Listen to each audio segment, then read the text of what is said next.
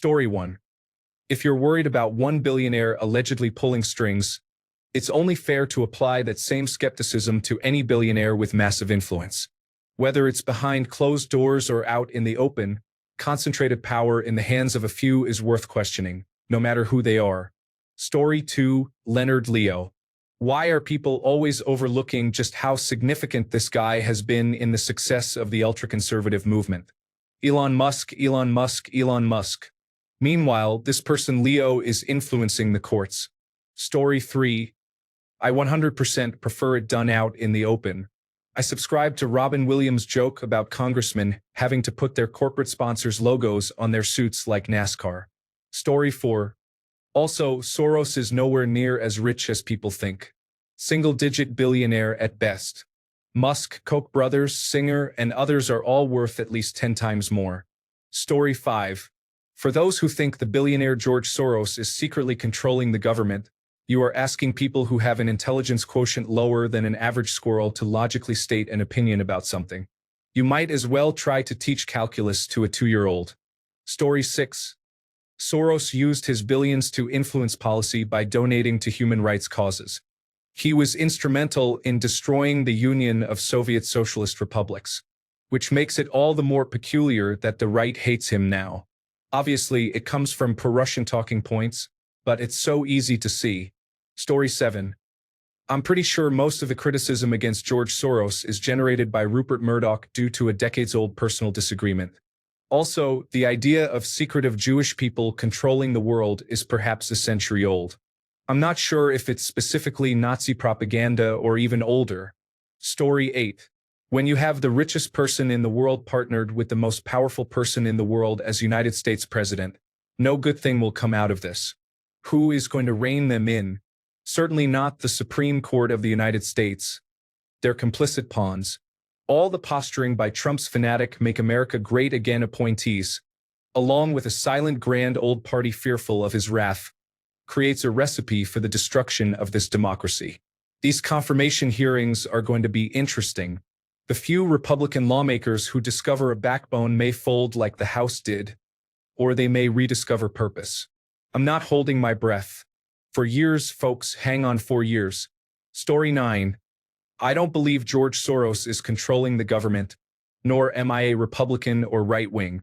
However, I did spend years on here being told by Reddit users that freedom of speech only applies to the government, and private companies can do what they want, when social media companies were censoring everyone that disagreed with their agendas. Now, they suddenly understand why it's a bad thing for a handful of megacorporations to effectively control the public discourse when it's happening to them. I told you so. Story 10. Corruption is corruption regardless of where it comes from. Anyone taking action to undercut the prosperity or safety of the United States and its citizens is a threat to our way of life. Story 11. This is a false equivalence. There is no proof that George Soros is directly making government policy, no more than any other donor, and he is not part of a government agency asked to make policy. No one is doing what Elon Musk is doing except Elon Musk. This both sides framing is dangerous and part of the reason we are in this dystopian situation now. Story 12. I've always thought the Soros thing was a racist trope and projection to deflect from what the real billionaires were doing with the judiciary and Supreme Court. Now you have another billionaire who isn't in the shadows and is doing it out in the open with the crowd clapping and congratulating him. Story 13. I have no doubt that influential figures like George Soros have disproportionate and improper levels of control over multiple governments. Elon Musk is similar, though his influence is more recent, and he's somewhat revealing his own ignorance by making it public instead of operating behind the scenes like experienced figures such as Soros or Rupert Murdoch. It doesn't matter who it is. It's not good.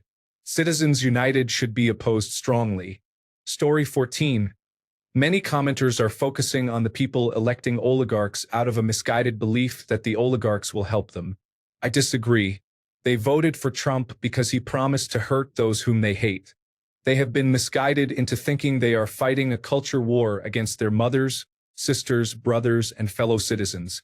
They just can't see that they have been fooled into fighting a class war, and they are fighting for the billionaires. They are literally harming themselves. Just the dumbest and most hateful fools. Story 15. What about the fact that he essentially bribed swing states into voting for Donald Trump with a lottery predetermined to pay out to the representatives of said swing states, and then made sure it wasn't an illegal lottery because it was predetermined to be given to his spokespeople and all the good supporters who followed him when he said so? I don't know, man. He follows his mentor everywhere and wants to get into controlling foreign governments because he has money from the companies he bought with his father's money. Story 16. It's simple. George Soros uses his wealth to advance political causes that are generally more progressive than most people in his tax bracket. If you betray the billionaire class by not funding causes that promote further wealth inequality, that money will start chasing after whatever they can to smear you in the media. In the case of Soros, they have criticized him for being Jewish, which is ironic considering many things he supports do not align with the stereotype he is being painted as. Elon Musk hasn't significantly challenged that yet. If he did, as a way to spite Donald Trump and shifted to some strange liberal left pivot, he would probably be smeared as some Epstein peripheral befuddled discount version of Lex Luthor, which, to be fair, he kind of is. Story 17. The entire debate about billionaires in politics just kind of covers everyone in disrepute. How dare you elect a billionaire as president when you can elect a millionaire who has financial backing from several billionaires? Story 18.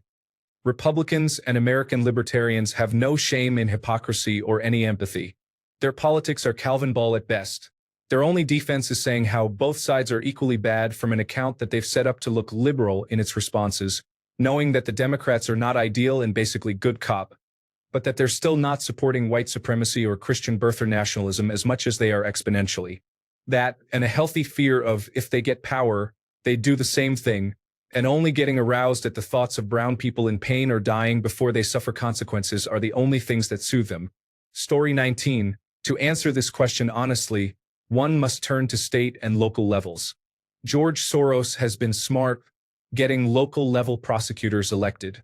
He and his son target localized, state and federal levels. Elon Musk, not at all just federal level. Soros has been at this for a long time. Elon Musk just recently got involved. Not really apples to apples. Yet. Keyword is yet. Story 20. If you think Soros does not fund initiatives that fall within his ideological agenda, you are a moron. From his website, coordinated by Open Society US, we support a wide array of groups that are demanding an end to broad-based structural racism and continuing work on issues including immigration reform, democratic participation, media and technology policy, and the climate emergency. Responding to COVID-19 communities across the United States, and in New York City in particular, have been hard hit by the COVID-19 pandemic.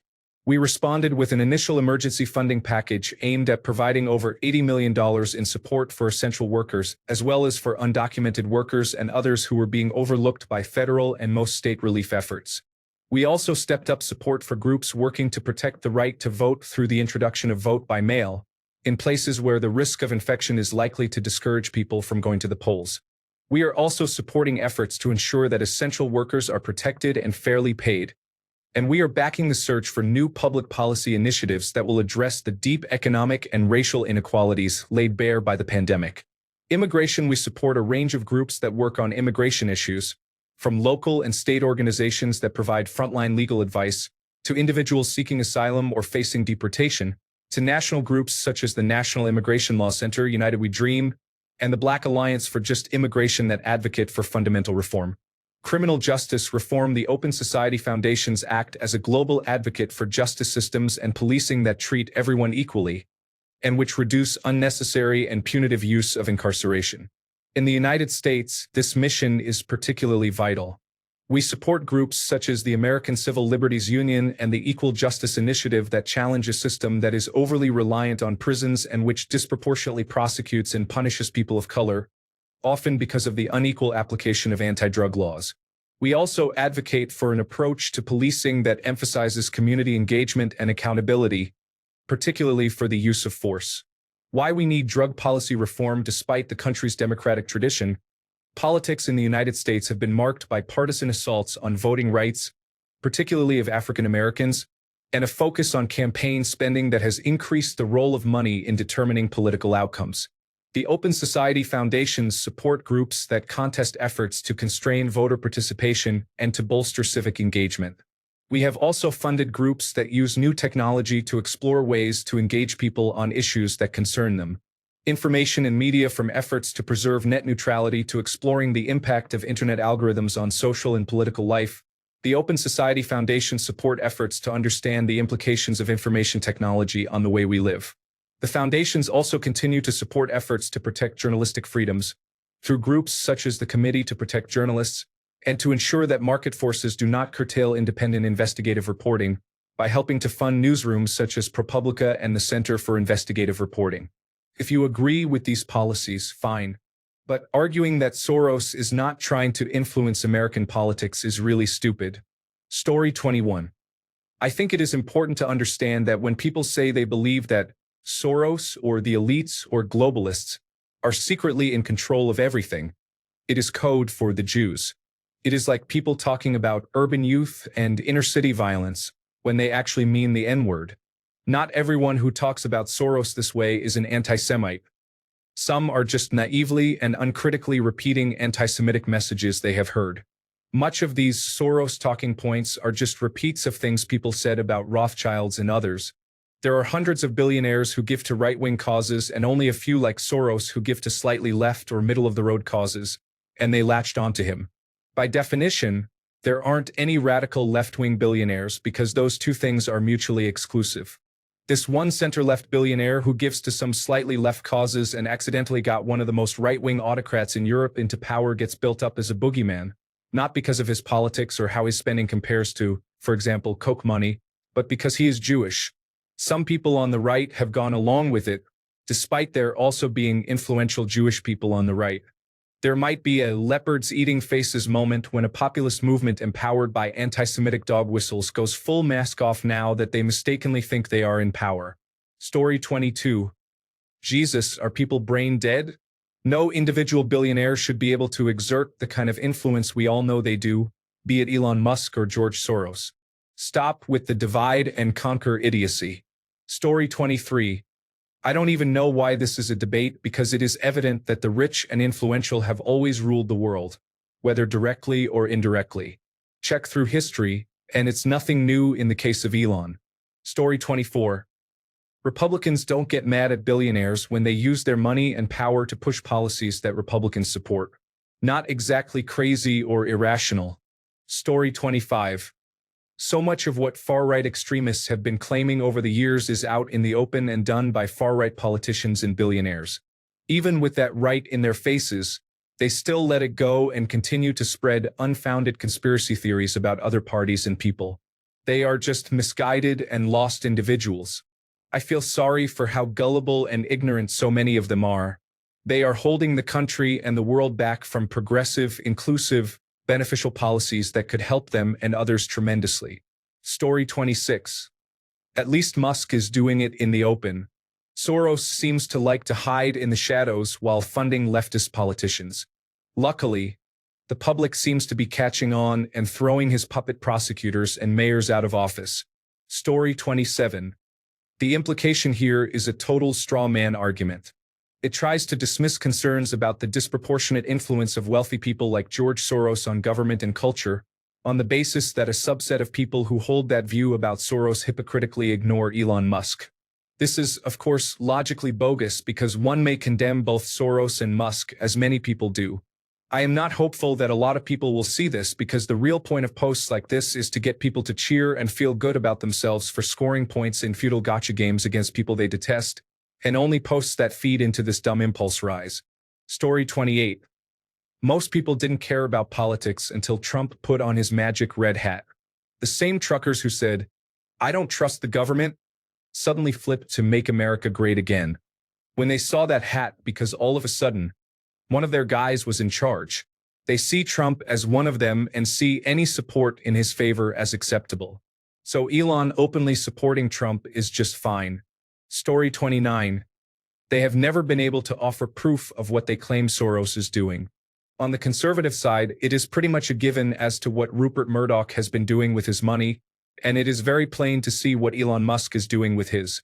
Murdoch has used his media empire to spread his propaganda that is helping destroy the United Kingdom, the United States, and Australia with one lie on top of another in the form of fake news. Musk bought Twitter and turned it into a free speech right-wing site where the only people who can express their speech are those who basically agree with Elon.